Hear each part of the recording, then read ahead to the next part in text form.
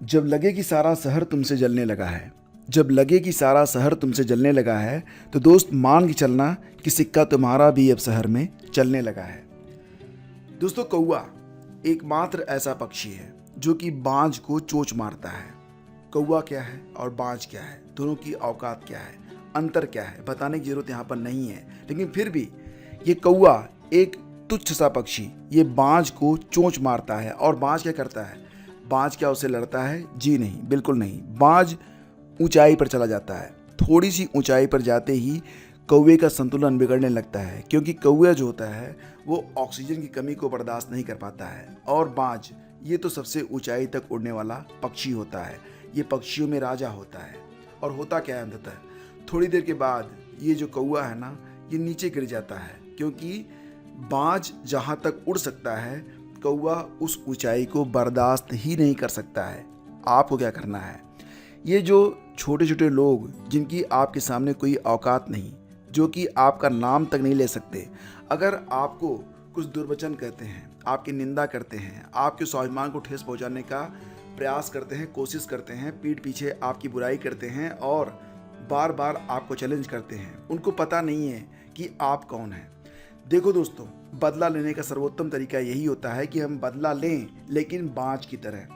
अपनी औकात को इतनी ऊंचाई तक ले जाओ, इतनी ऊंचाई तक ले जाओ कि वहाँ तक पहुँचना उनके बस की बात ना हो। उनकी 7 पुश्तें आपसे मिलने के लिए अपॉइंटमेंट की तलाश करें और उनको अपॉइंटमेंट ना मिले। उनकी जो चीख है, उनकी जो चिल्लाहट है, उनकी जो झुझलाहट है, वो बस नीचे तक रह जाए, आप तक पहुँचे ही नहीं। आपको बाज बन के जीना है, अपनी औकात को, अपनी ऊंचाई को छूना है। और जिस दिन आप अपनी ऊंचाई पर होंगे, ऐसे लोग आपके सिर्फ चरणों में होंगे, आपके सिर्फ कदमों में होंगे। औकात नहीं होगी कि ये लोग आपसे बात कर सके। दूसरी बात बताता हूँ, हमें लगता है कि अपनी औकात को बढ़ाने के लिए हमें प्रयास करना चाहिए, लेकिन आपने देखा होगा यूपीपीसी के बारे में बात कर लेते हैं। लगभग 6 लाख से 7 लाख फॉर्म भरे जाते हैं, लेकिन अंततः सीटें कितनी होती हैं? 200-400। ठीक है, तो होता क्या है? अंतिम लड़ाई कौन जीतता है? देखो फ्रेंड्स, यहाँ पर ध्यान से समझो मेरी बात कि ये जो 6 लाख लोग हैं उनमें से मात्र 200 लोग ही चुने जाएंगे, यानी कि अंतिम लड़ाई जीतना बहुत ही इम्पॉर्टेंट होता है।